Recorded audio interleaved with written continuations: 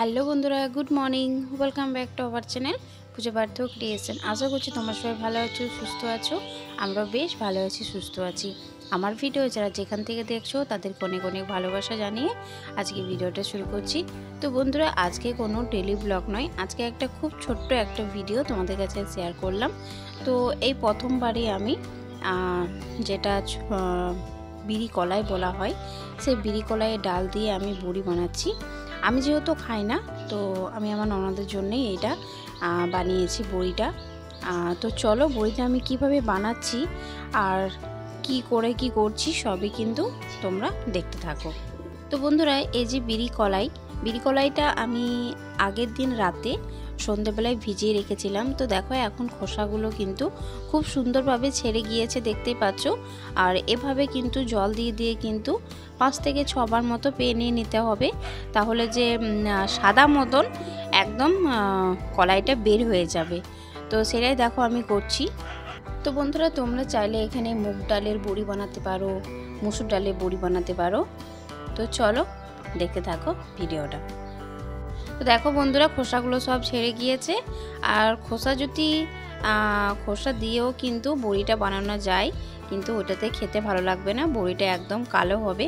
আর এটা দেখো খোসা ছেড়ে গিয়েছে, তো বড়িটা খুব সাদা হবে আর খেতে খুব ভালো লাগবে। তো চলো এরপর কি করছি দেখো। তো বন্ধুরা দেখো, এরপর আমি একটা শিলনোড়া নিয়ে নিয়েছি। আর এখানে চাইলেই কিন্তু আমি মিক্সি বলে আমি পেস্ট করে নিতে পারতাম, তো তারপর দেখলাম যে না, মিক্সি থেকে কিন্তু শিলনোড়াতে বেশ ভালো হবে। তো সেই জন্য দেখো আমি অল্প অল্প করে বেটে নেব, কারণ এই প্রথমবার করছি তো জানি না কেমন হবে। আমি খুব অল্প মতনই কিন্তু বিড়ি কলাইটা ভিজিয়েছিলাম। তো চলো এভাবে আমি বেটে নিচ্ছি, আর তোমরা ভিডিওটা দেখতে থাকো। আর বন্ধুরা, তোমাদের ভিডিওটা কেমন লেগেছে শেষ পর্যন্ত দেখার পর তোমরা কমেন্টে জানিও। আর যারা এই প্রথমবার আমার ভিডিওটা দেখছো তাদেরকে বলছি, তোমরা চ্যানেলটাকে সাবস্ক্রাইব করে দিও আর পাশে থাকা বেল বাটনটা প্রেস করে দিও, তাহলে আমি যখনই কোনো ভিডিও আপলোড করব তোমাদের কাছে নোটিফিকেশান পৌঁছে যাবে, তোমরা ব্লগ ভিডিও, রান্নার ভিডিও দেখতে পাবে। তো চলো, আর বেশি কিছু বলবো না, তো চলো।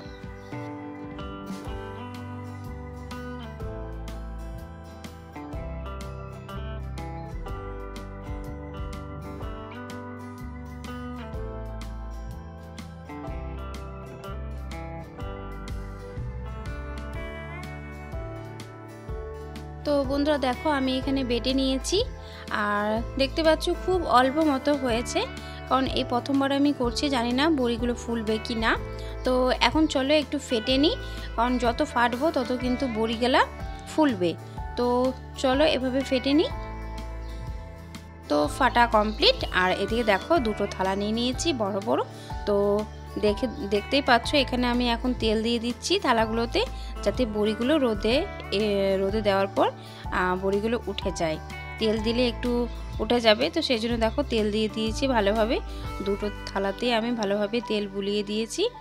আর তো চলো এবারে আমি বড়িগুলো দিতে থাকি। আর খুবই ভালো লাগছিল বড়িগুলো দেওয়ার সময়, কারণ এই প্রথমবার নতুন কিছু আমি শিখলাম। আর আমি কখনো করিনি, বাপের বাড়িতে কখনো করিনি, তো শ্বশুর বাড়িতে এটা হলো, তার কারণ আমার ননদ খাবে বলে এটা বানাচ্ছি। তো বেশ ভালো লাগলো, কারণ আমি নতুন কিছু শিখলাম, আর মানুষ দেখেই তো শিখে, তাই না? হ্যাঁ, তো চলো এভাবে আমি দিয়ে দিই বড়িগুলো। আর জানি না কেমন শেপ হয়েছে, তো আমি মনিকে জিজ্ঞেস করেছিলাম, খেতে বলছিল খুব ভালো লাগছিল। তো চলো দেখতে থাকো। তো দেখো বন্ধুরা, দেখতে কিন্তু যতটা মজা লাগছিল, আর বড়িগুলো দেওয়ার সময় ততটাই মজা লাগছিল। তো দেখো কত সুন্দর লাগছে বড়িগুলো দেখতে। আর পুরো কিন্তু সবই কিন্তু এক সাইজেরই বড়িগুলো হয়েছে, তো খুব বেশি হয়নি, 1.5 থালা মতো হয়েছিল। তো ছোট কোটোর 1 কোটো মতন হয়েছিল, তো সেটাও শেয়ার করব। তো চলো এখন এগুলো আমি ছাদে রোদে দিয়ে আসি, তারপর আবার দেখা হচ্ছে তোমাদের সঙ্গে।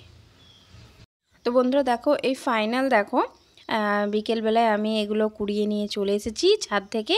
তো এখন একটা কোটোতে ভরে দিয়েছি, দেখতেই পাচ্ছ। আর দেখে তোমরা বলো কেমন হয়েছে। আমার তো খুব ভালো লাগছে দেখতে, আর খুব নরম হয়েছে বড়িগুলো। তো চলো বন্ধুরা, ভিডিওটা এখানেই শেষ করে দিচ্ছি। তোমাদের যদি ভিডিওটা দেখার পর ভালো লাগে তোমরা কমেন্টে জানিও।